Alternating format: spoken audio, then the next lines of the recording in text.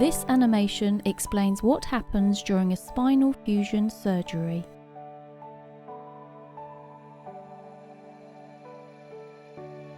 The type of back surgery your surgeon may recommend will depend on the type of back problem you experience, such as sciatica, degenerative disc disease, or spinal stenosis.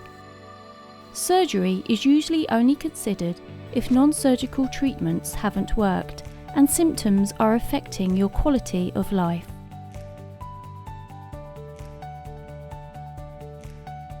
This is a view of the lumbar spine, which consists of 5 vertebrae, often referred to as L1 to L5.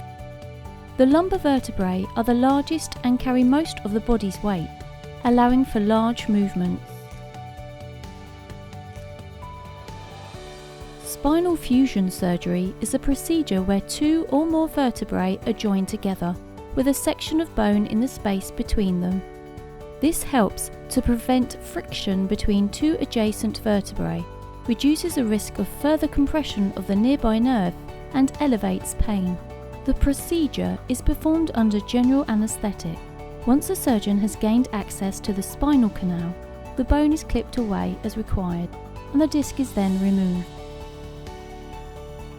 A bone graft is used to fill the space created and fuses the 2 vertebrae together. Commonly, the patient's own bone is used, which is taken from the pelvis, iliac crest. This is known as autograft. A system of screws and rods is used to help keep your spine still while the bones are fusing together. They are placed on both sides of the vertebrae, above and below the disc space. These screws then act as firm anchor points to which rods can be connected. Over time, the bone graft grows and fuses to the spine.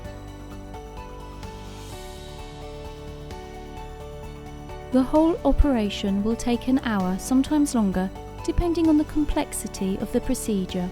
Any severe back pain you felt before your back surgery should now go away, and you should be able to move about more easily. Your doctor will discuss how to enjoy your usual activities safely, and may advise against some activities like heavy lifting until you've fully recovered. Physiotherapy is also recommended to help your recovery.